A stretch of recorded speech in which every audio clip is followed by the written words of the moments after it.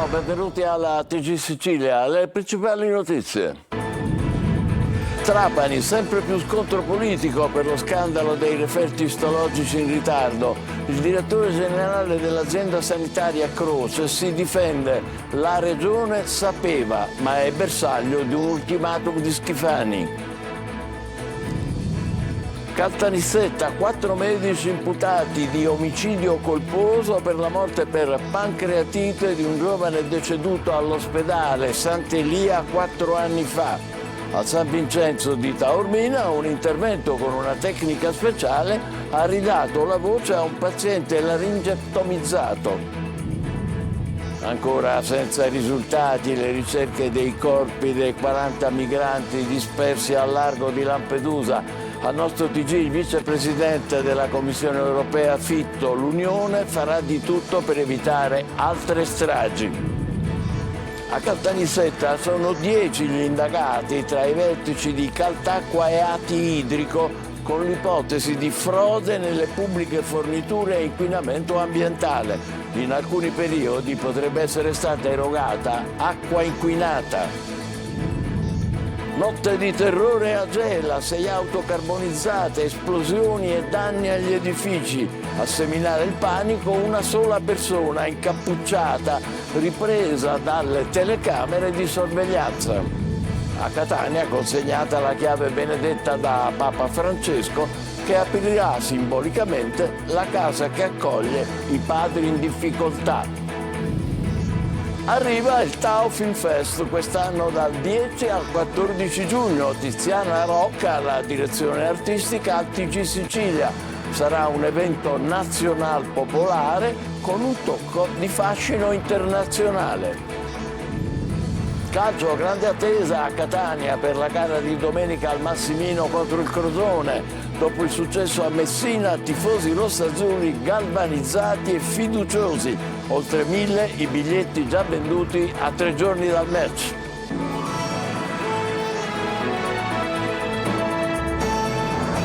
Bentrovati, Trapani, 2 ispezioni, 2 inchieste e provvedimenti del governo in arrivo per lo scandalo dei ritardi nei referti all'azienda sanitaria di Trapani.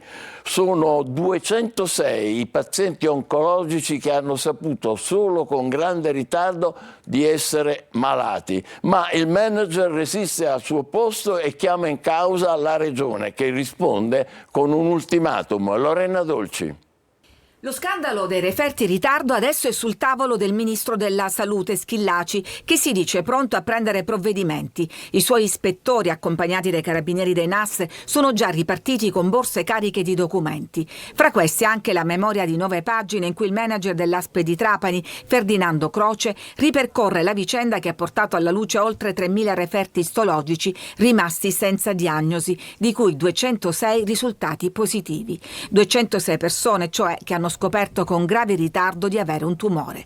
È il dato ufficiale emerso dal report della task force della regione. Croce resiste e non ci sta. Il passaggio più delicato della sua autodifesa è quello in cui tira in causa il governo regionale. C'è una PEC del luglio scorso in cui mette al corrente l'assessorato dell'enorme mole di arretrati, senza averne risposta. L'attuale manager, da giorni sotto pressione per lasciare l'incarico, non ci sta ad essere il capro espiatorio, ricordando tutti i tentativi di sopperire alla carenza cronica di anatomopatologi, i medici che analizzano i vetrini di campioni di tessuto. Solo 3 medici in servizio sui 9 previsti in pianta organica.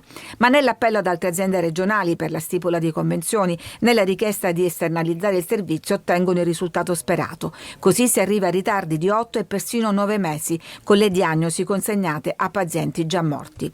Sul dirigente pende ormai l'ultimatum di Schifani: dimissioni subito o sospensione di 60 giorni da parte della regione. Uno scontro che è anche politico e vede il braccio di ferro tra i rispettivi partiti di riferimento, Forza Italia e Fratelli d'Italia. La partita sull'ASP di Trapani, insomma, si gioca su più livelli. Il Tribunale di Caltanissetta ha ordinato l'imputazione coatta per 4 medici indagati per omicidio colposo per la morte di un 26enne deceduto per una pancreatite nel pronto soccorso nel 2021. Rita Cinardi.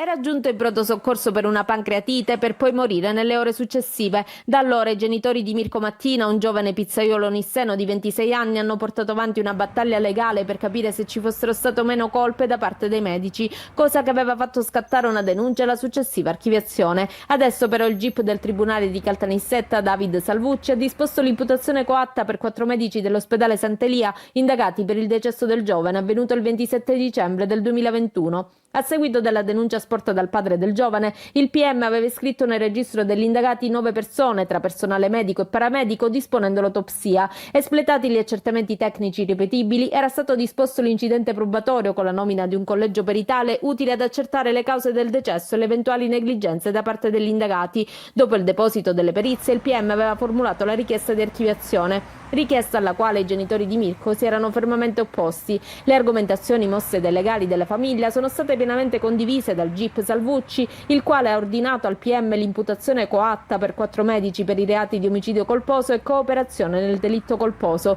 Secondo quanto emerso in fase di indagini preliminari, si ravviserebbero nel loro operato il carente erroneo approccio diagnostico e soprattutto terapeutico, quest'ultimo pure colposamente tardivo. Sempre il GIP David Salvucci ha archiviato le posizioni di 4 medici e un infermiere, non ravvisando nei loro confronti alcun profilo di colpevolezza. Da Taormina arriva una notizia sulla sanità pubblica di segno opposto. All'ospedale San Vincenzo una speciale tecnica realizzata in sinergia dalle divisioni di otorinolaringoiatria e gastroenterologia ha permesso di ridare la voce a un paziente laringectomizzato. Francesco Triolo. Ridare la voce ad un paziente laringectomizzato in pochi minuti è l'intervento eseguito all'ospedale San Vincenzo di Taormina con una tecnica chirurgica innovativa portata avanti dalla dottoressa Serenella Palmeri, responsabile della divisione di otorinolaringoiatria ad indirizzo oncologico, in collaborazione con il dottor Fabio D'Amore, direttore della divisione di gastroenterologia. L'intervento realizzato su un paziente di 65 anni ha previsto l'apposizione di una valvola fonatoria attraverso un metodo innovativo che si impianta ai pazienti con difficoltà ad alimentarsi dalla bocca e riduce i rischi associati alle tecniche tradizionali. Impiantare la valvola in un secondo tempo richiedeva un intervento chirurgico non scevro da complicanze anche molto gravi come la mediastinite, perché si usava un endoscopio rigido, il quale poteva involontariamente, naturalmente, lacerare l'esofago e quindi causare una mediastinite. Inoltre questo richiedeva giornate di degenza. Una tecnica innovativa realizzata grazie alla sinergia tra specializzazioni. E proprio da questa collaborazione è nata l'idea di provare questo nuovo tipo di intervento che secondo me sarà rivoluzionario, perché è l'uovo di Colombo. Si abbatterà sicuramente anche il problema dell'anestesia, perché spesso sono pazienti un po' provati, che hanno fatto radio, hanno fatto chemio, sono insomma pazienti delicati. Un'altra anestesia magari non è il top, la cosa migliore da fare, si potrà fare anche in locale questo qua. Esce a Palermo dalla giunta comunale guidata da Roberto Lagalla l'assessore alla solidarietà Pennino. Al suo posto arriva Mimma Calabrò, sindacalista della CISL. Si tratta di una sostituzione tutta interna a Forza Italia. Pennino, indicata in un primo tempo da Gianfranco Miccichè, si è successivamente avvicinata all'assessore regionale Tamaio. L'indicazione della sua sostituzione è arrivata dallo stesso presidente della regione Schifani e risponde ai nuovi equilibri del partito. Ancora senza esito le ricerche coordinate dalla Guardia Costiera di Palermo al largo di Lampedusa di 40 migranti che risultano dispersi dopo l'ultimo naufragio che ha restituito 6 cadaveri. Sono soltanto 10 i superstiti. Secondo il racconto dei profughi salvati, i migranti partiti da Sfax in Tunisia sarebbero caduti in acqua uno dopo l'altro dal loro gommone a causa del mare in tempesta. In azione anche oggi, come vedete, diversi mezzi navali, aerei della Guardia Costiera, velivoli di Frontex, forze armate e polizia che si alternano nell'attività di sorvolo dell'area. E su questa ennesima tragedia nel Mediterraneo, a Palermo, Marco Goulart ha sentito il vicepresidente della Commissione europea, Raffaele Fitto, intervenuto a un convegno sui rapporti tra l'Unione e la Sicilia. Ascoltiamo. Il vicepresidente esecutivo per la coesione e le riforme della Commissione europea, Raffaele Fitto, ha risposto alla domanda su cosa può fare l'Europa per evitare queste stragi. Nelle settimane scorse abbiamo approvato una comunicazione sul fronte dell'immigrazione, bisogna trovare il modo per rafforzare, così come è previsto anche i rapporti e i legami con i paesi terzi, per cercare di strutturare una politica che sia in grado di poter affrontare questo tema. Mi sembra comunque che i dati, questo non è di conforto assoluto, però è indicativo, nell'ultimo periodo si siano ridotti e questo penso che sia un segnale positivo che la strada che si sta perseguendo è quella giusta. Fitto è a Palermo e ha aperto i lavori del convegno Crescere in Europa, opportunità per lo sviluppo, organizzato dal Dipartimento della Programmazione a Villa Egea. Sulla difesa e il riarmo dell'Europa, il vicepresidente della Commissione europea risponde così.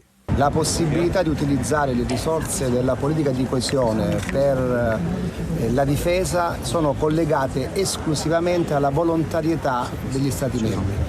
Vale a dire, se un governo richiede di utilizzarlo, lo può fare. Questo dal punto di vista dell'immediatezza. In ogni caso, sul fronte degli investimenti della difesa, già le norme attuali consentirebbero, laddove è previsto l'uso duale, cioè militare e civile, di poter sul fronte dell'innovazione utilizzare queste risorse. Ma la scelta è rimessa alla valutazione degli Stati membri e quindi ogni governo deciderà se utilizzarlo o meno.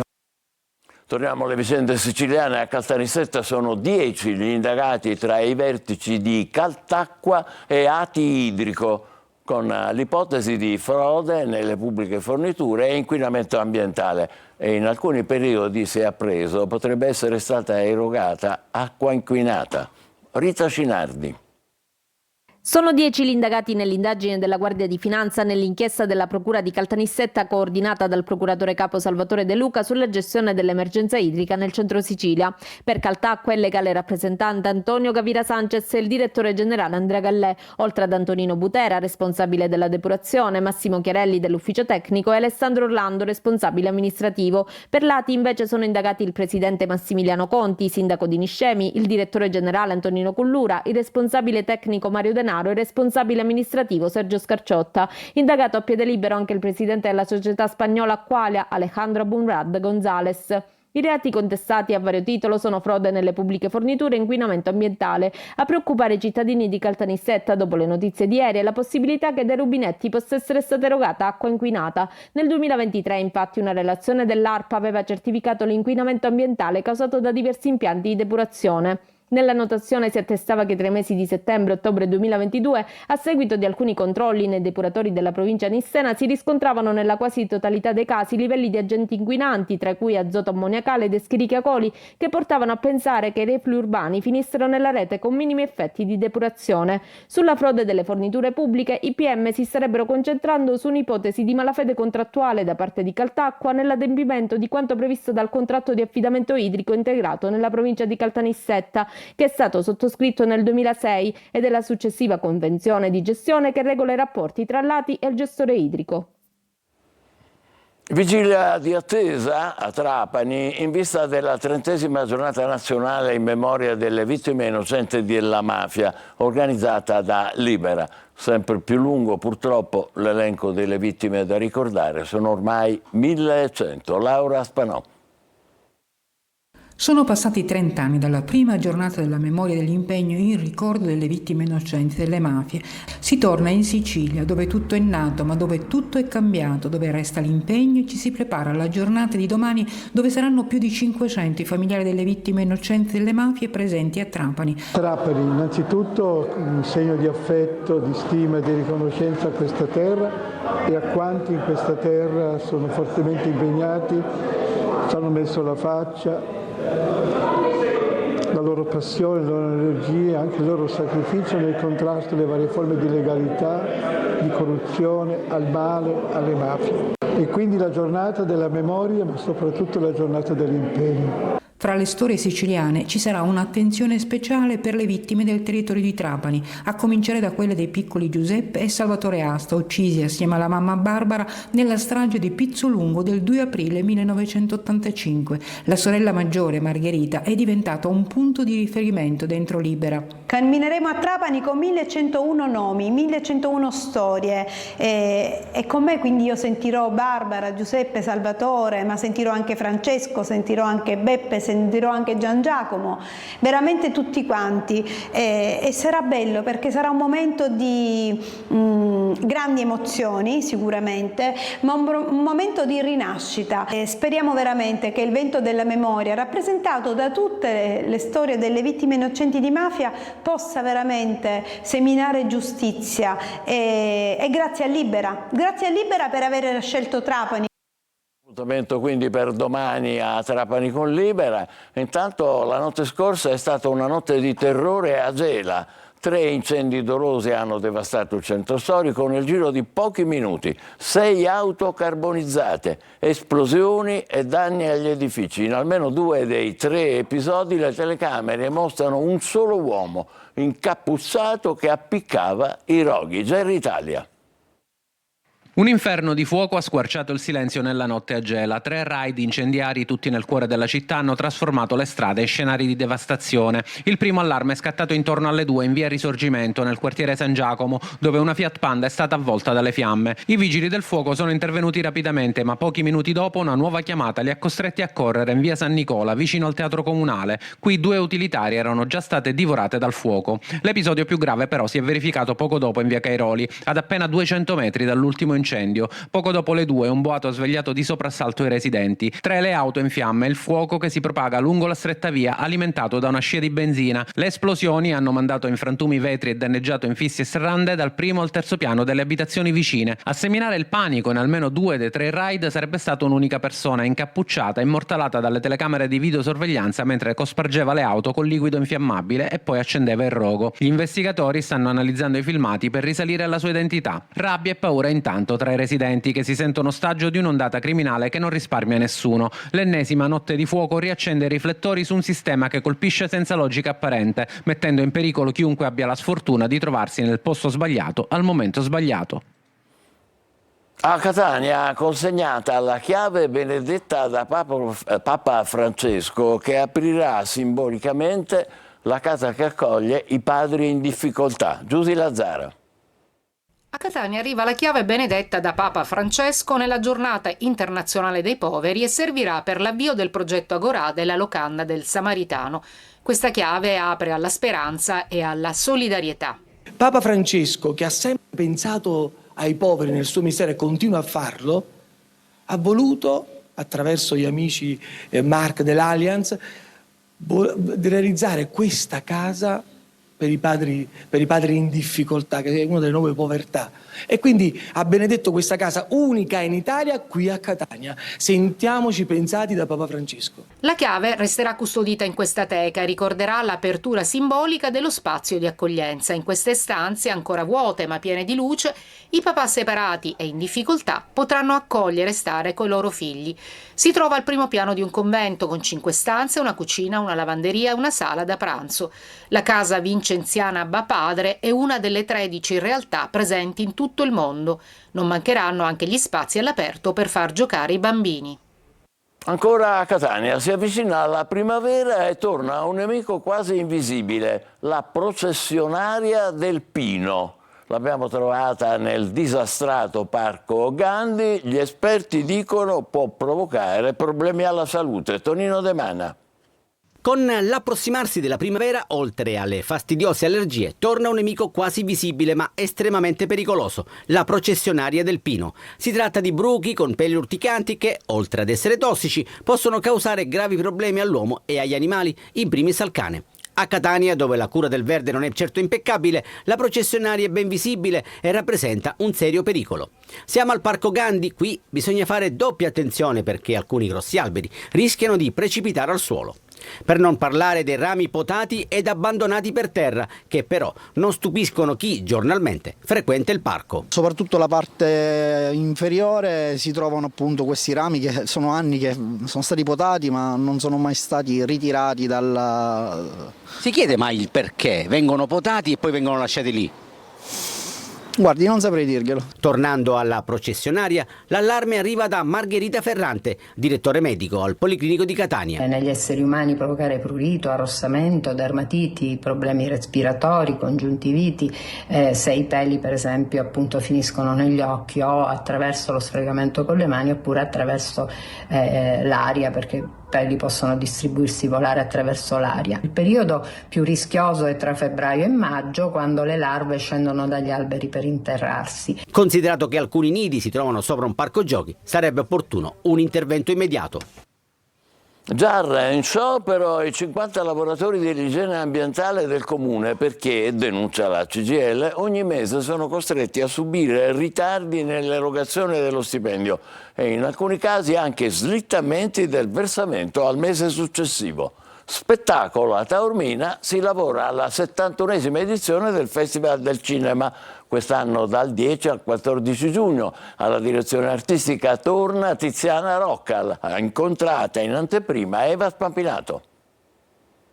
Fortemente motivata e pronta a riportare il Festival di Taormina ai fasti del glamour internazionale. Tiziana Rocca, la signora dei grandi eventi e delle pubbliche relazioni, torna dopo 8 anni alla direzione artistica del Festival del Cinema per l'edizione numero 71, in scena dal 10 al 14 giugno, e lo fa con l'inclinazione che la contraddistingue. Uno spirito, un'energia comunque battagliera di ricostruire un festival all'altezza di quello che merita Taormina. L'abbiamo incontrata in anteprima a Taormina perché la sua visione organizzativa sugli eventi la porta a soffermarsi su tutti i dettagli. Farò un festival nazionale popolare, come è giusto che Taormina abbia, ma con un occhio ai contenuti importanti, perché quest'anno abbiamo rimesso il concorso, ci sarà quindi una giuria veramente di altissimo livello che selezionerà all'interno del concorso, diciamo, il film vincitore, la miglior attrice e il miglior attore protagonista. Il manifesto di quest'anno è un omaggio ai 25 anni del film Malena, la pellicola di Giuseppe Tornatore, che già era stato proprio al fianco della Rocca sul palco del Teatro Antico. I protagonisti, Tornatore e Monica Bellucci, saranno presenti a Taormina? Ma sai, oggi non posso anticipare nulla, però cercheremo di anticipare man mano le notizie, anche per dare la possibilità alle persone di organizzarsi, di venire, di partecipare quest'anno al festival. Il festival si articolerà in 3 sezioni: il concorso internazionale lungometraggi, i fuori concorso e gli eventi speciali al Teatro Antico. Con un occhio anche di riguardo ai film sul territorio siciliano, perché è importante. Obiettivo: riportare i giovani al festival e riempire il teatro ogni sera. Ristileremo assolutamente il campus dei giovani, che è molto importante. Io voglio anche ringraziare l'assessore Elvira Mata per la fiducia della direzione del festival di quest'anno e anche il direttore artistico del Taormina Arte, Gianna Fratta. Tante donne che collaborano e tante donne per fare grande Taormina e comunque portare il nome di Taormina nel mondo. È il momento della nostra pausa, tra poco il calcio con la grande attesa per Catania-Crotone domenica alle 12:30 e ancora nasce una promessa del tennis italiano, è il palermitano Federico Cinà. State con noi.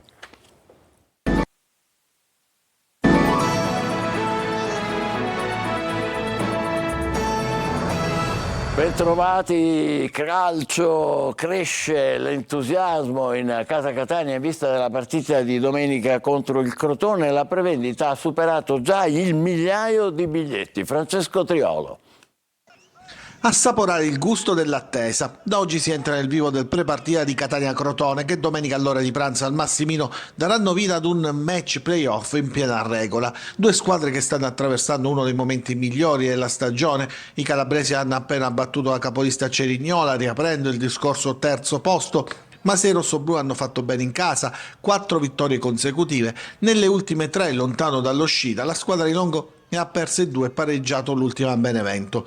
I rossazzurri invece, forti di 6 risultati utili consecutivi, hanno riacceso l'entusiasmo e adesso puntano proprio il quarto posto del Crotone, che in caso di vittoria potrebbe accorciarsi ad una sola lunghezza. E proprio il pubblico sta rispondendo, 1 migliaio già i biglietti staccati in vista della gara contro il Crotone, e ancora mancano 3 giorni. Sul fronte squadra toscano può sorridere, anche il derby di Messina ha confermato che può contare su più uomini a disposizione senza neanche la necessità di dover adattarne alcuni nei ruoli. Lunetta, match winner al Franco Scoglio, si conferma ad esempio un jolly prezioso, può giocare da trequartista ma anche alternarsi sulla corsia esterna con Anastasio. Ecco il dubbio maggiore probabilmente in vista della gara di domenica, anche perché Dal Monte ha confermato di essere ormai disponibile e pronto. L'Italia del tennis scopre un giovane talento, Federico Cinà. 17 anni, palermitano, ieri ha vinto il suo primo match in un Master a Miami. Gli esperti concordano, diventerà un campione. Marco Gullà. In club in tanti seguivano il match incollati alla TV. Pallino, Federico Cinà è il figlio di tutti i soci del circo, l'abbiamo visto nascere, crescere, quindi la soddisfazione che ha passato il primo turno al 1000 di Miami, e ci auguriamo che vada ancora avanti. Figlio del coach di Roberta Vinci, Cinà per molti è un predestinato. Io credo innanzitutto che ha una famiglia che è meravigliosa, il padre, la madre, entrambi tennisti, coach, quindi sicuramente il nostro compito è stato quello di farlo sentire in famiglia. E domani Cinà sarà di nuovo in campo per affrontare il campione bulgaro Dimitrov, numero 13 al mondo.